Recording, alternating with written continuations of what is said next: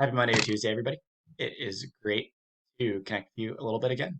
Hoping that you had a great weekend and had a little bit of time to relax, especially if you're celebrating Easter or Passover in the last couple of days. Um, we are coming to the end here because we have two lessons left, new content for the year. Today, we'll focus on kind of skill number 4.3, saving information with input boxes and variables. Wednesday and Thursday, we'll talk about checking conditions with if-else statements. And that's it as far as JavaScript goes. You did a little assignment last week where you made that really awesome virtual doctor program. There were some that I saw that looked like you totally could have been creating something for the real IU health system. So great work on that. It was a check-in on kind of our first beginnings of JavaScript, and we're going to wrap it up this week.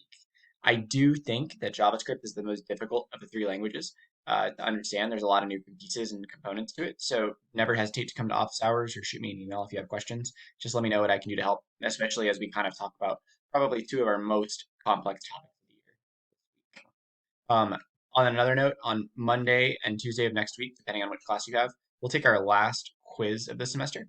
Just like we had one for CSS, I'm going to give you a little quiz on JavaScript.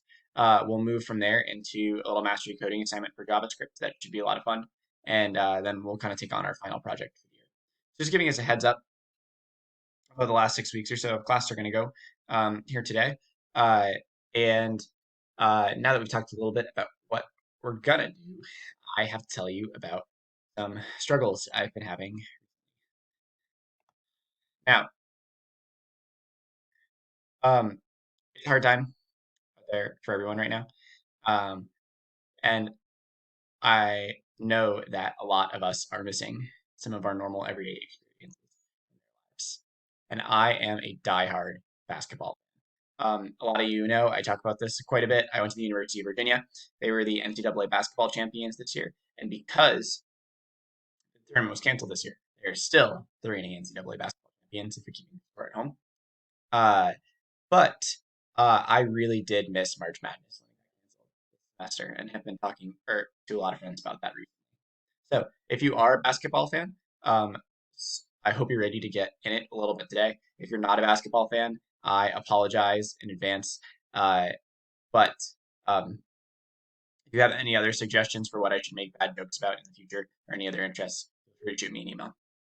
Now, thinking about the ways in which we're all missing basketball makes me think a little bit about some conversations or ways that we can bring it back, uh, even when it's not around. So I decided to defer to a conversation that seems to happen a little bit too much in my A3 intro class. Shout out if you're in that class, which is who is the GOAT? Now, our conversations in class always seem to come down to LeBron versus Kawhi for some reason, despite Kawhi's kind of awkward laugh. But I think there's a lot of good options here that you could think of. Maybe you're an old school fan, you like Wilt Chamberlain and his 100-point game in the 60s. Maybe you're a Hoosier homer, so you're a big fan of Tamika Catchings or Larry Bird. There's a lot of great basketball players out there, and I don't really want to take sides on this one because I think there's a lot of good answers to this question of who is the greatest basketball player of all time. That said, I do have one suggestion of my own. Me, because I was a 10-time scoring champion and 6-time NBA champion by taking time out in the middle of the prime of my career to play minor league baseball. So I have my opinion of who I think the greatest player of all time is. I help you out a little bit with this one. I've developed some software so that we can all be happy with what our results are. Maybe brag about the people that we want to brag about.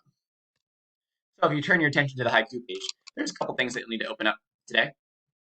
First things first, we've got a little website we're going to take a look at called the Go generator. It should look like this for you.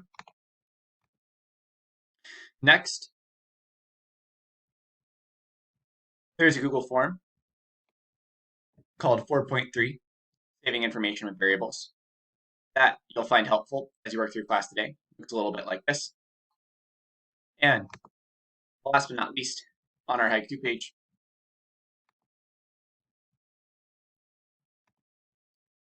there's a note sheet at the bottom that you're welcome to click on. And in case you miss anything through today's lesson, everything that we're going to talk about is listed on this page, including a lot of the example code that we have and what it does. So let's take a look at exactly what this website looks like. You'll see a few things that look different from before. I've got a box right here that says, who is the GOAT inside of it? Who's the greatest of all time? So at this point, you all know that I think it's me. I'm going to put in Mr. Barron. Still got some hoops, even if I'm not in the prime of my career anymore. And when I click here, oh, Mr. Barron is the greatest basketball player of all time. Now you can put whoever you want down here. Again. If you're still upset about the whole Spider-Man thing from a couple weeks ago, you can put Tobey Maguire. Heck, you can put, I don't know, Bodie McFootface. That's really who you feel passionate about as the greatest basketball player of all time. But what we've been able to do here is take some information, no matter what nonsense it might be, and use it. Save it for later in the way that we might want to. And you'll probably notice some differences in this code right off the bat.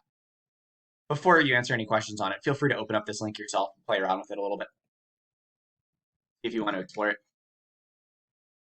In fact, I do want you to take a look at what looks different than before, both in HTML and JavaScript. I think off the bat, you'll probably notice two things. We've got a line of HTML up in the top left-hand corner that says input placeholder, who is the GOAT, ID equals GOAT. And we've got some kind of funky JavaScript code over here. Var answer equals document that got element by ID. So it's a little bit familiar, but then it says GOAT dot value. It's kind of funky. Here's what we'll start things out with today. You've got this website open. You've got this form. I want you to take some guesses as to what this new code does. So go ahead and answer the first two questions on here. Give your best guess as to what you think these two lines of code are doing. They look a little bit different than before. And when you're done, you can click the next button to move on from there. While you're doing that, I suggest pausing this video. So go ahead and pause the video and answer those two questions. When you're done, you can click play again, and we'll move on to the next page.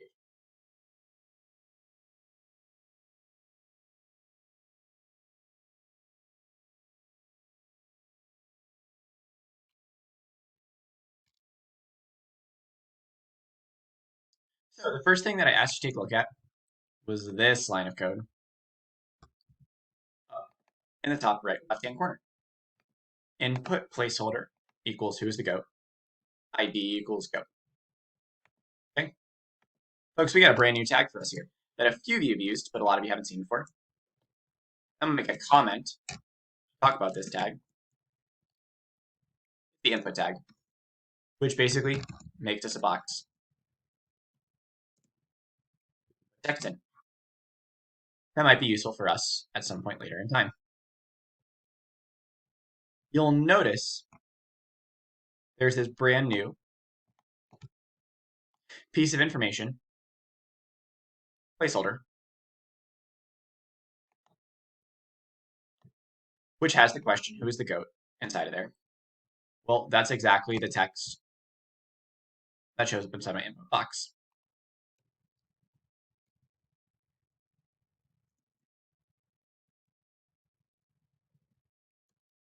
So we have this placeholder attribute that gives us a question inside of the box.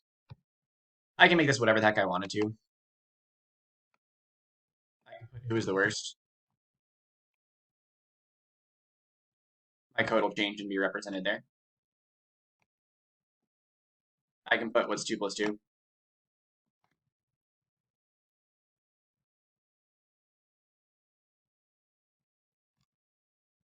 I'm going to change it back to who's the GOAT for the time being. But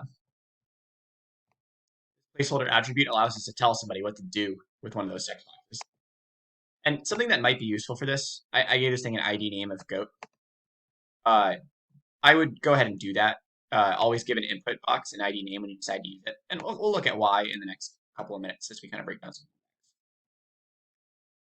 Now, an input box alone is not good enough to change the text on a page. We know that if I type this in, it's not immediately going to show up on the bottom. I have to click this button in order to get my text to change. And we know that clicking buttons means I'm calling some sort of function.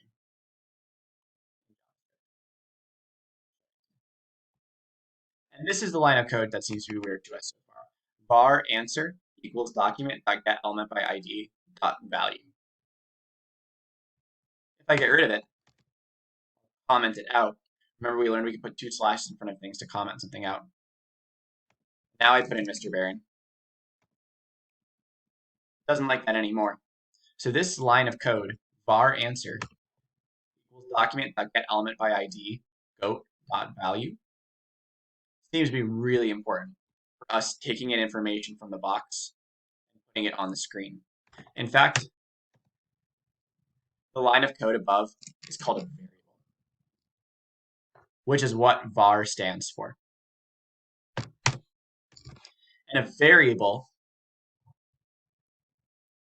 is basically a placeholder code where something is saved.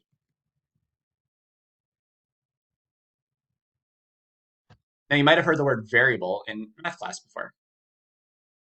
It's a placeholder, right? X is a placeholder for a number. In this case, we create another placeholder that stores the value of whatever you're going to put in your text box. Okay?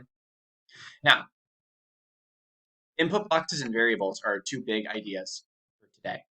I'm hoping that we have a good bet on what this input box does. It's in text and it puts the question in that place. And the goal of our variable is basically just to save something, save whatever somebody's going to put in the box. So before we cover the next little piece of information,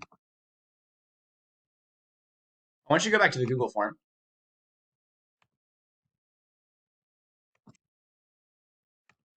At this point, you should have clicked next.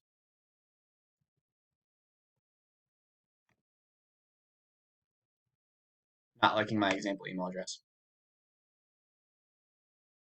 There's 9 questions on this page.